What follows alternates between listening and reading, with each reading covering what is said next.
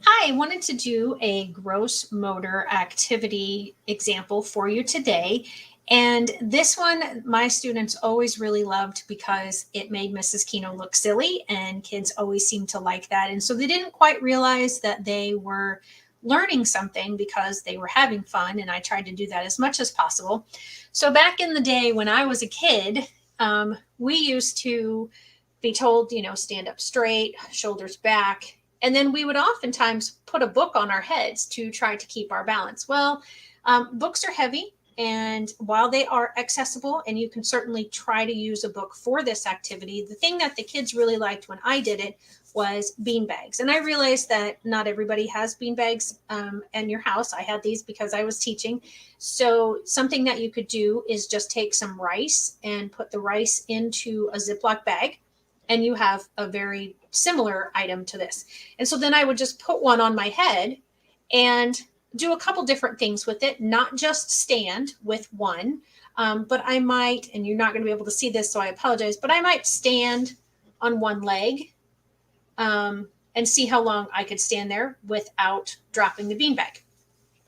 Then I would put on, and I would have the students do this, then we would put on a second beanbag, and we would see how long we could stand, and we might try to do the one leg stand and then switch legs. We also might try to walk while keeping the bean bags on. That tends to make it a little more complicated, especially for students with some core muscle strength issues, because it is definitely where your balancing comes from. The majority of that comes from those core muscles. And so then I would just keep adding bean bags. And that would be another thing is, you'd have to bend down to pick up the bean bags. It wasn't, sometimes we might have somebody handing the bean bags to the student. And so there's a little bit of fine motor going on here with the hands a little. Okay, so now I've got four. I don't remember what my record was when I taught. This is weird because I'm looking at it backwards. Okay, so right now I have five, and I could try to move.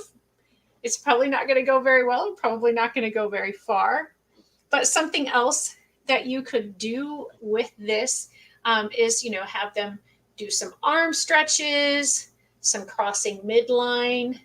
Crossing midline is an amazing skill, and just see how many times they can do something before the bean bags fall. You can also make a race. You can put a beanbag on each student's head and then give them a distance to walk, and then they'll have to drop the beanbag into some sort of a larger container where, they're not going to miss that. Once they just tilt their head, and then they'd have to walk back. Relay races are great things for gross motor activities. So sometimes what I would do is they would walk one way, and then they would have to crab crawl back or run back or hop back or skip back. Anything that is getting those other gross motors involved in what you're doing. So that is all I have for you today. I appreciate you joining me, and I will see you next time for another gross motor activity.